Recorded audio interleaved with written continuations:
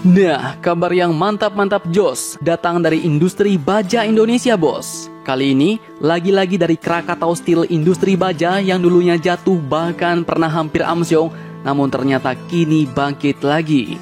Dan berita terbarunya, diwartakan dari beberapa sumber berita berikut, ternyata Krakatau Steel kini akan menggarap sebuah proyek yang cukup sangar, yaitu proyek pembangunan pembangkit listrik tenaga surya terapung atau PLTS terapung di Indonesia. Tepatnya di Waduk Penampungan Air PT KTI di Waduk Kerencang, Cilegon, Provinsi Banten.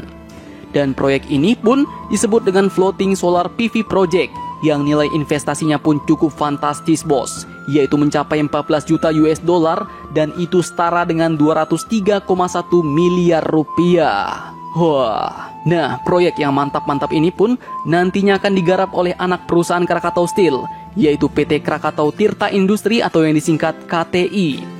Perusahaan ini pun akan bekerja sama dengan PT Akuo Energi Indonesia yang merupakan bagian dari grup perusahaan renewable energy atau perusahaan energi terbarukan asal Prancis, yaitu Akuo Energi SAS. Perlu kalian ketahui, bos, Akuo Energi SAS ini pun juga merupakan salah satu perusahaan yang berfokus pada pembangunan renewable energy yang terkemuka di dunia.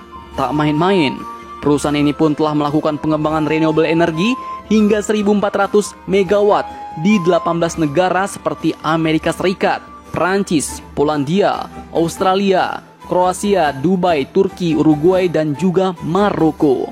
Jadi, kerjasama Indonesia ini pun bukan dengan perusahaan yang kelas kaleng-kaleng, bos, sehingga teknologi yang digunakan dapat dipastikan menggunakan teknologi yang paling modern.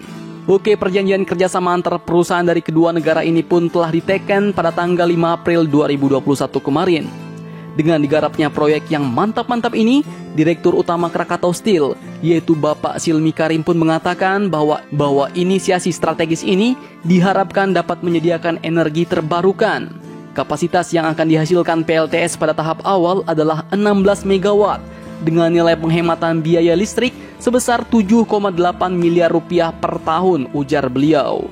Proyek ini pun direncanakan dapat beroperasi secara komersial pada akhir tahun 2022 mendatang. Dan selanjutnya, PT KTI atau PT Krakatau Tirta Industri ditargetkan akan menambah kapasitasnya menjadi 40 megawatt.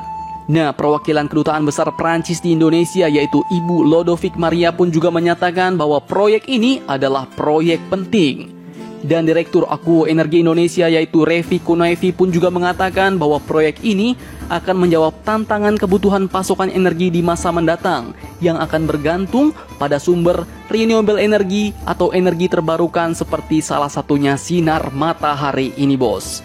Oke, mantap. Jadi bagaimana menurut kalian? Jangan lupa komentar, tetaplah kalian barbar dan jangan santuy terus demi Indonesia maju. Salam Indo Heroes.